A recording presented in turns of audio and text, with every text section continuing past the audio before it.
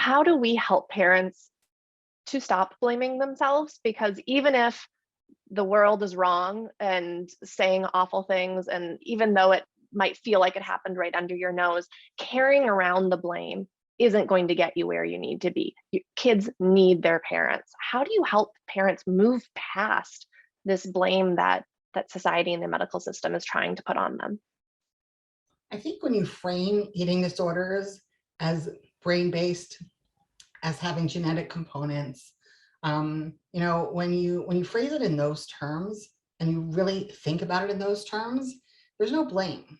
So, for me, when I'm telling parents, take the blame out, I think that and that's why FEAST really, we try very hard to, stress all the time. It's a brain-based illness. For anyone listening to this who's like, wait, I've never heard this before. What are they talking about? Eating disorders or brain disorders? So at a high level, I like to think about how all of us are exposed to the same, crap in the world, and not all of us develop eating disorders, right? It's something so much more than any sort of external trigger can be.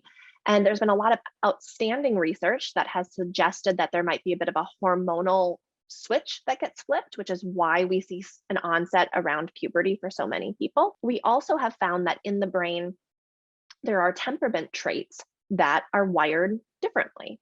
So for some people, that might be something we call interoceptive awareness, which is a very fancy word for knowing when you need to pee or knowing when you're hungry. And we find that people who struggle with eating disorders, many of them, whether they are recovered or ill, they are able to study through fatigue, or they're able to play a sport through pain, or they are able to continue to function despite being hungry. Their hunger cues don't have as much of an impact. It's not true for everyone, but it's an example of something that's wired in the brain that is a temperament trait that contributes to eating disorders.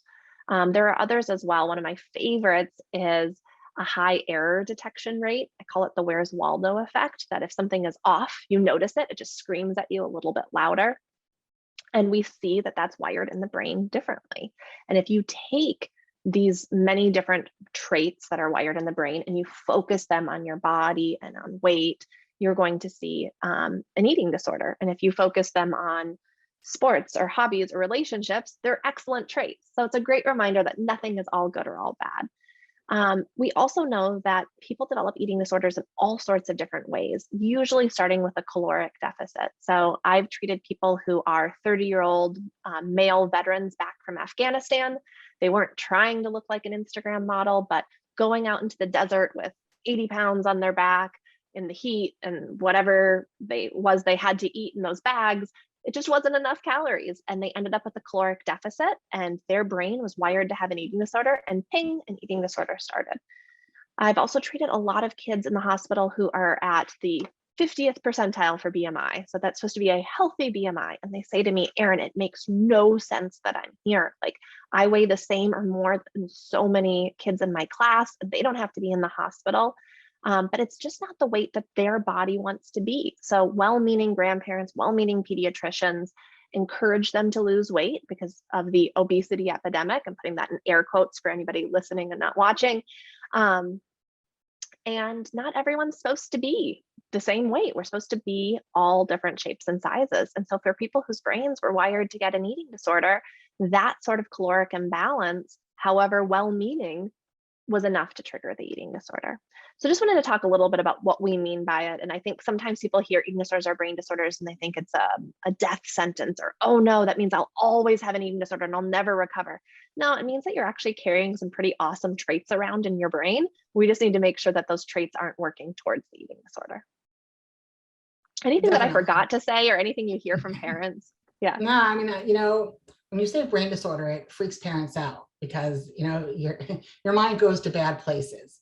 And also, it's really important to know that, some of the damage done by eating disorders is totally reversible. So, to me, part of the whole brain disorder is knowing that, a lot of it is temporary, and that with nutrition restoration, that, these behaviors that you're seeing, they do go away.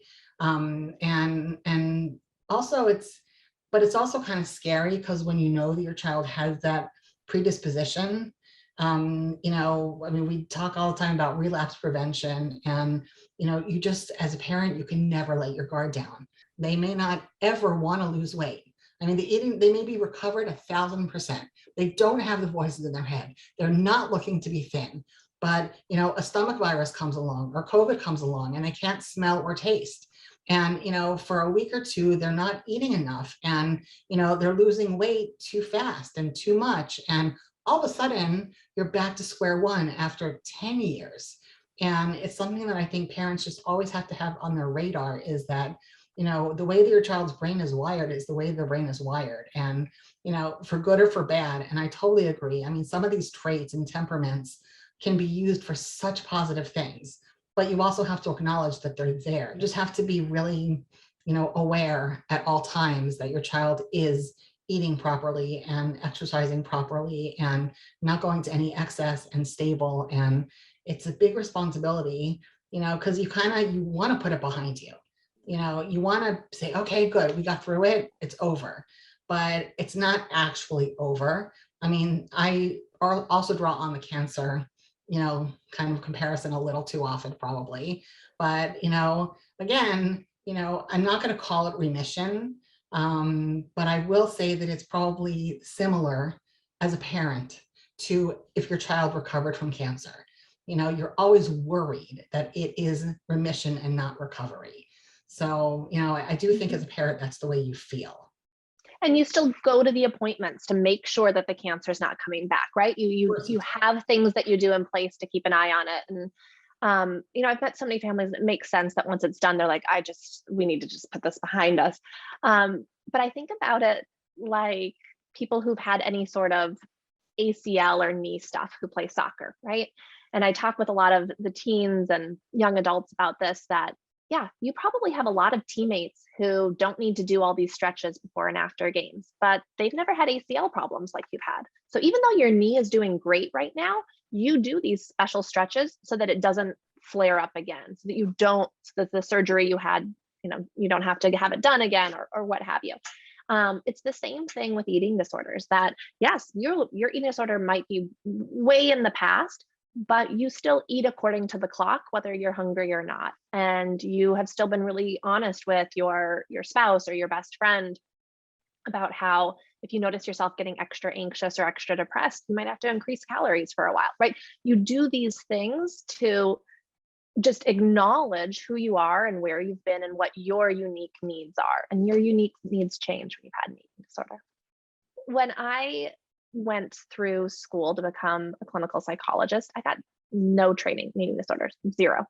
And I was told, don't work with people with eating disorders, it's not fun. And that was it.